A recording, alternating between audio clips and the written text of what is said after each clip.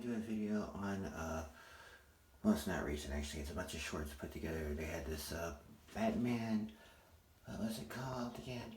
Oh, right, Death in the Family. It wasn't the original Death in the Family, one that was put out a while back by DC. It was the one done later that had a bunch of shorts with it. I'm gonna probably talk about the other ones individually, but or maybe I won't. I don't fucking know yet. Anyway, this one had a way where you could change the story a bit from different decisions along the way. You get a little bit of backstory beforehand, what's going on with Jason Todd and Batman. It does still follow the exact same cartoon, same voice actors and whatnot, just new stuff put in. The first choice is you can have Robin die and then he gets resurrected, and it just basically follows the same story. It's the same. Then there's a choice where Robin can save himself. Neither one of these are the ones I chose. I'll get to that one in a minute because that's my favorite one because it has a lot more choices to it. Sort of. We'll get there.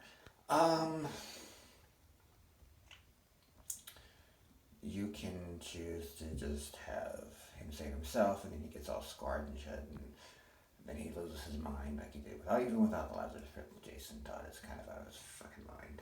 Whatever. Probably should watch my language, but whatever. Any rate,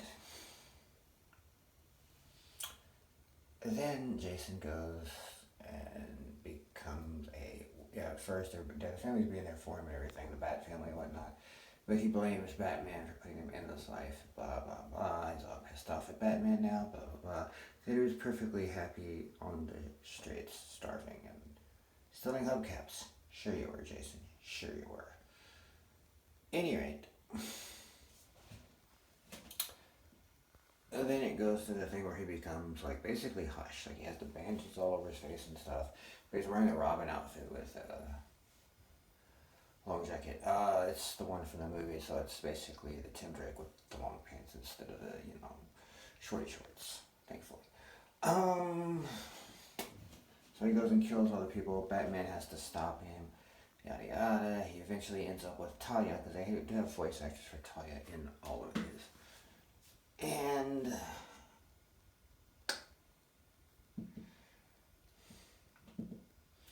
Talia introduces Damien in that point, the son of Batman.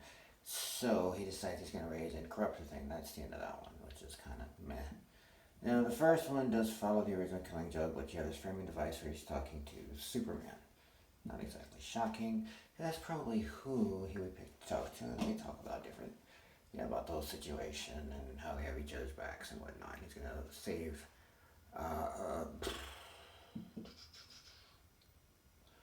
Red Hood, because he comes Red Hood, he becomes Red Hood in that one, and the one I'm about to talk to in a minute. In both scenes, Jason does. Okay, the final one is the one that I actually chose. You have Batman save Jason in time. There was a whole controversy with the phone-in thing like decades ago. I didn't participate because I wasn't going to spend any money at that time, maybe as a kid. I definitely didn't want to hear from mom and dad like, what the fuck, you called for what? You wasted money on our phone for this. Are you kidding me? So, I wasn't done with that shit. At any rate, the one I picked, Jason lives, but Batman dies. For a bit. The Lazarus Pit does get used, but not by Roz as it was in the other one, because they do have Roz use and thing. They don't have a voice actor for Roz. They have a voice actor for Talia. There's all the people from the original thing. Black Mask doesn't have a voice, but Joker does. So that happens.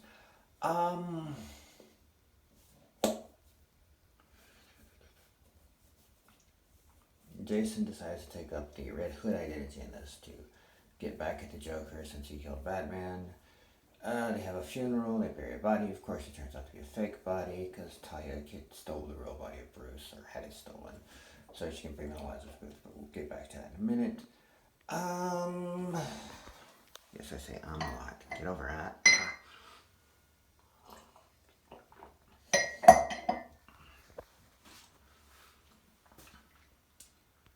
He does the same things from the movie where he attacks the gang, he starts taking over gangs so he can use them against the Joker and make the Joker come out from everything he's doing.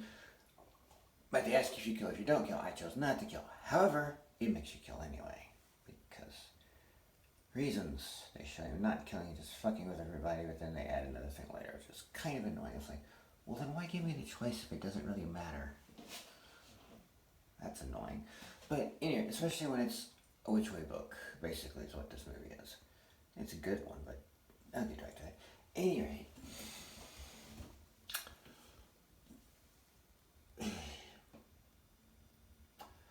he finally calls out the Joker. The Joker shows up on a bridge, just like in the movie with all these goons and the thing. Of course, this time they're Jason Todd's goons. Joker had killed Black Hood. Is that his name, Black Hood? Black Mask. Killed Black Mask and his goons earlier when they went to recruit him to deal with Jason Todd has the Red Hood. We have the whole speech back and forth about the hood and everything that Joker used to have it with the stupid Major D joke, blah blah blah, versus the biker fetish thing, whatever. I don't care. Anyway, he then informs Jason that he's been killing. Apparently, there's been some sort of psychotic trauma, so he doesn't know he's killing people. He thinks he's taking them out and just causing fear, like he had done as part of the Bat film, but they had you kill anyway. So it's like, well, then why did you give me that choice? Because there are quite a few choices in this one. The other two are just kind of one or two choices, and the rest is just a movie you watch. This is the one with the most choices. Just some of them matter and some of them don't. At any rate, you can choose to kill. There's a big fight. You can choose to kill the Joker or not, which is good. I chose not to the first time. Yeah, I went back and checked all the choices again, because why not? See what happens. And the Bat family will come after you, of course, which now Nightwing has taken over, thankfully, the role of Batman. They skipped Azrael and all the other shit. Actually, he did take over in the original comics when Batman died at another point, but anyway, neither here nor there. Oracle, bad girl, because they keep the part where she's in the chair, because that's part of that, yeah. Anyway, Oracle, even though timeline was yellow, but yeah, it's not important. Tells him he should turn himself over to Jim Gordon. He decides not to. Jim Gordon does find the Joker handcuffed, because you get the handcuffing to the thing, the truck, and stop the fire and everything. So I'll tell him I'm choosing not to kill, but then they tell me he had some psychological breakdown. He is killing. It's like, well, then why did you ask me for the choice? Right? Any rate, Batman keeps trying to stop him. Dick Grayson, Batman, in this one. I was just like, ugh. Let you get over it really quickly. And you just move forward.